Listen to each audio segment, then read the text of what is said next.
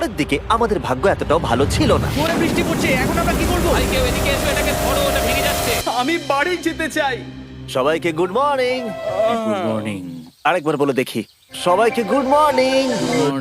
তোমরা তো সোমবার সকালের মতো গুড মর্নিং বলছো। এই আইল্যান্ডে 4 দিন কাটানোর পরে আমাদের সকালের রুটিন ছিল ঠিক এই রকম। প্রথমে জেগে উঠে আমরা গত রাত্রের ঘুম নিয়ে অভিযোগ করতাম, রাত্রিবেলা একদম আমার ভালো ঘুম আর হয়নি। তারপরে আমরা বাথরুম করতাম, মাঝে মাঝে একসাথে। তোমাদের সঙ্গে বাথরুম করতে আমার অদ্ভুত লাগে। আর তারপরে আমরা খাবার খেতাম, প্যাক করা মিল। এই প্যাক মিল খেতে খেতে আমাদের মুখ পচে গেছে, তাই জন্য আমার কাছে একটা সলিউশন আছে। যাই হোক, এর থেকে বেশি দূরে আমি যাব না, তোমরা মজা করো। ও মাই গড। এত কিছু মাছ ধরার জন্য? তোমাদের মাছ ধরতে গেলে কিন্তু অবশ্যই অনেক অনেক দূরে যেতে হবে। মাছেরা কিন্তু এই হালকা নীল জলে কখনোই থাকবে না, ওরা ওখানে কালো নীল জলে থাকে। তাই এটা কি ভালো আইডিয়া নাকি খুব বাজে? সম্ভবত বাজেই। প্ল্যানটা কিন্তু একটু বিপজ্জনক হলেও বেশ সোজা ছিল। ম্যাক একটা হিউম্যান মোটর বোটের মতো কাজ করছিল।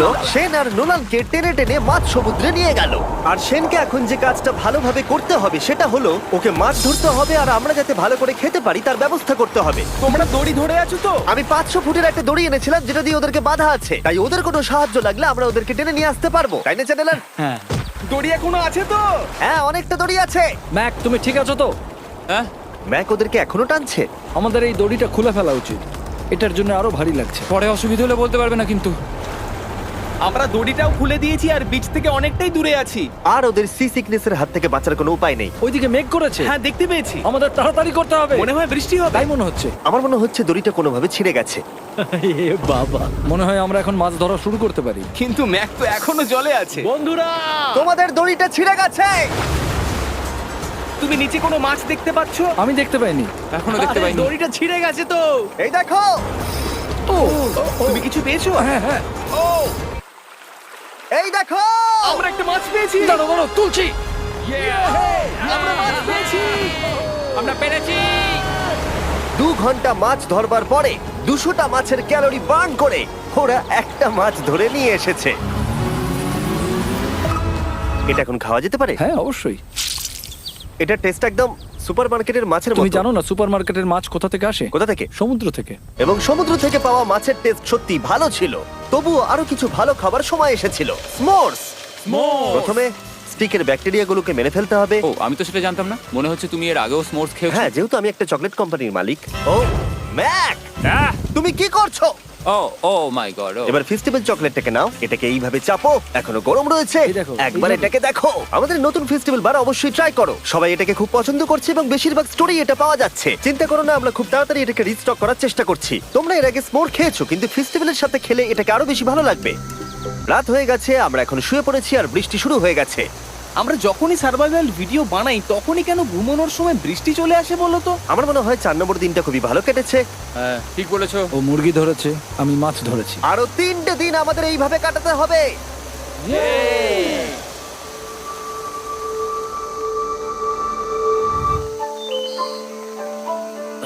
এইমাত্র ঘুম থেকে উঠলাম, জানি না কত নম্বর দিন এটা। আজকে হলো 5 নম্বর দিন।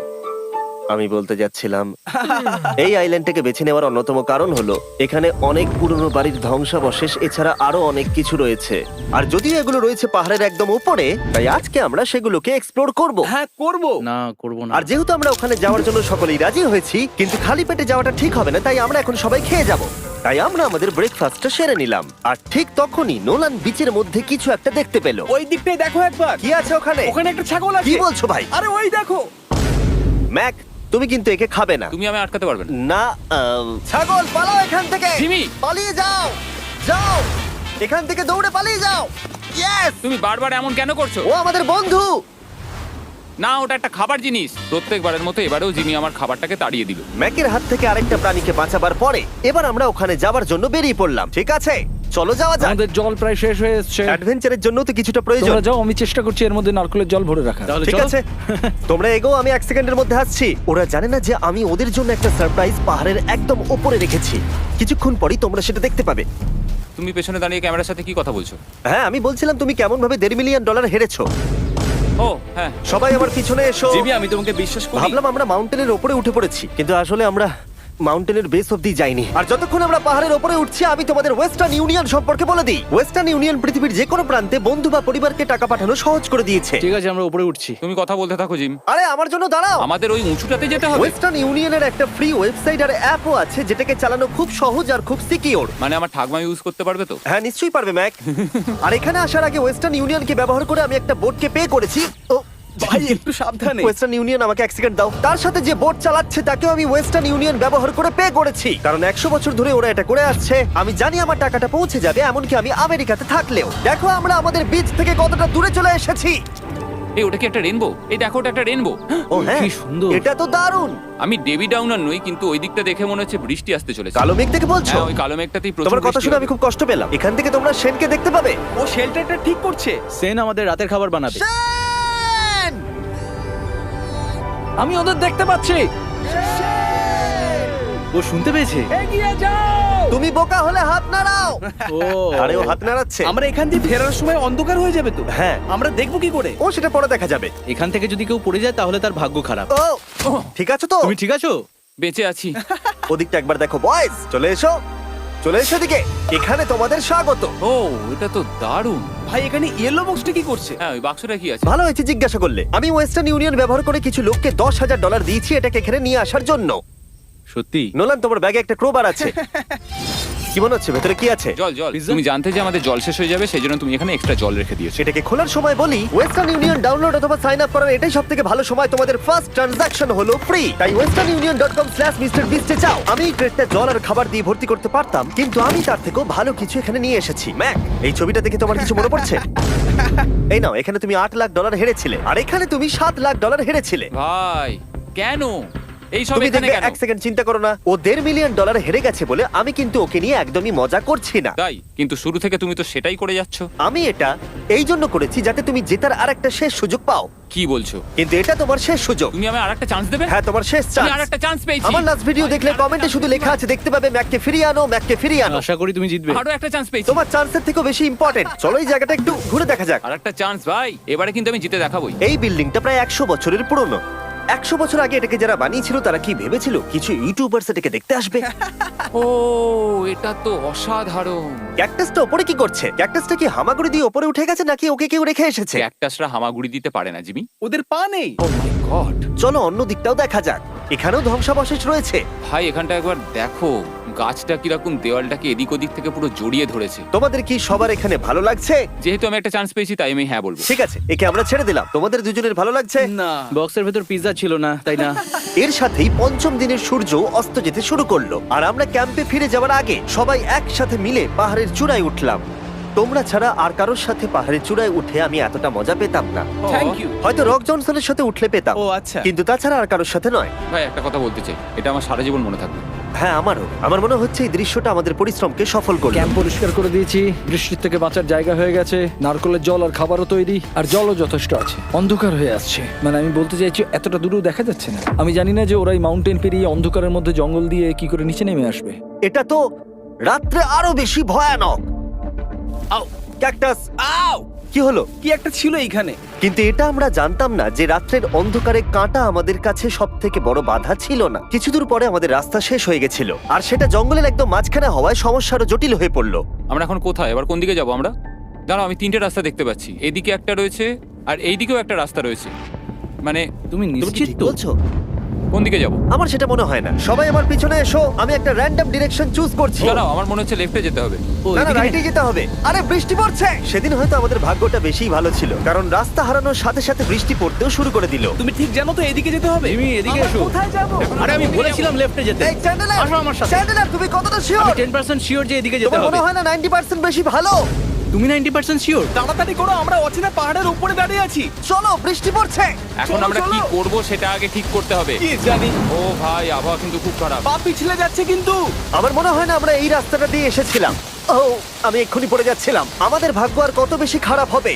বৃষ্টির মধ্যে আমরা পথ হারিয়েছি, তার সাথে আরেকটা চিন্তাও আমার মাথায় ঘুরছে। তোমাদের মাথার উপরে পৃথিবীর সব থেকে ভয়ঙ্কর গাছ রয়েছে। বৃষ্টির জল এই গাছ বেয়ে তোমার গায়ে পড়লে ত্বক পুড়িয়ে দিতে পারে। সবাই ডেথ অ্যাপেল স্যাপ থেকে সাবধানে থেকো, কারণ বৃষ্টি হচ্ছে। এখন আমরা কি করব? দেখো এই গাছের জল যেন গায়ে না পড়ে। ও ভাই আমি 100% শিওর যে এটা একটা আপেল গাছ। তার মানে আমরা কাছেই আছি। আমরা সঠিক পথে হাঁটছি কিনা জানি না, কিন্তু এটা জানি আমরা ক্যাম্পের কাছেই আছি। এই দেখো বালি দেখা যাচ্ছে। Thank আমরা God. চলে এসেছি। ক্যাম্প কিন্তু ওখানেই আছে। সেনকে ভয় পাওয়ানোর একটা চান্স আছে। এটার কি আমরা অ্যাডভান্টেজ নেব? হ্যাঁ অবশ্যই। ওকে।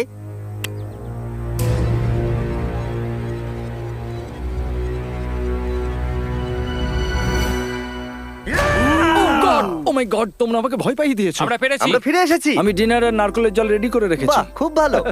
সবাইকে চিয়ার্স। ও, এটা টেস্ট তো নারকেলের মতো।